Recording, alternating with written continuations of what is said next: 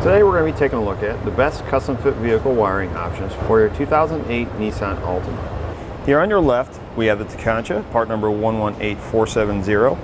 Here in the center we have the CURT, part number 56022. And here on your right we're going to have the Hopkins, part number HM11143675. Before we really get into the differences, I want to talk about the converter boxes. We get questions what the converter box is for, what's the purpose of it.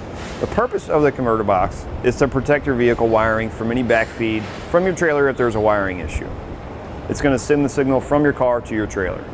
If you notice on the CURT and the Hopkins, the wires come in both sides, they connect to the circuit board, and then there's a piece of plastic, or they're squished between two pieces of plastic.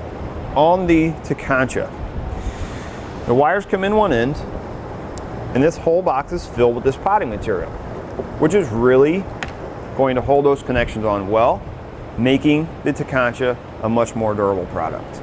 Another difference I want to go over, and it's a minor difference, but it is a difference, is how our wires are connected up to our plugs. If you notice the CURT, the connection is here, and it's just got some heat shrink around it. The same goes for the Hopkins. The connection's here, it's got some heat shrink around it.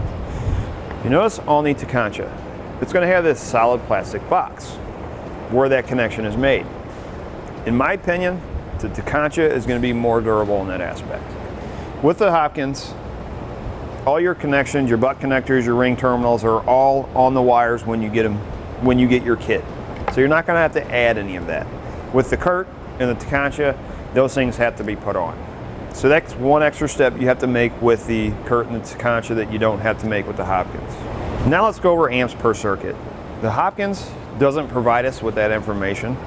CURT is going to have 3 amps per circuit for your stop and turn signals and 6 amps per circuit for your tail lights, where your Tekonsha is going to have 2.1 amps for your stop and turn signals and 5.6 amps for your tail lights.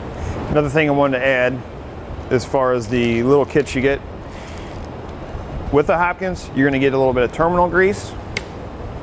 With the CURT you're going to get some black silicone. Tekonsha is not going to give you either one of those.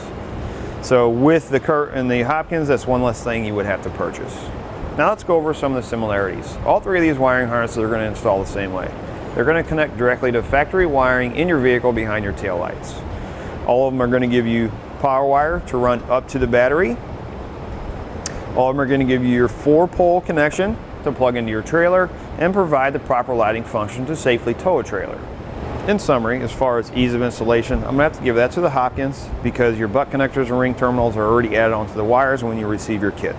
As far as durability, I'll have to give that to the Tekonsha because of the potting material inside of the converter box and the connection point of where the wires are connected running up to the plugs. As far as my personal opinion, I'm going to have to go with the Tekonsha because of the durability factor alone.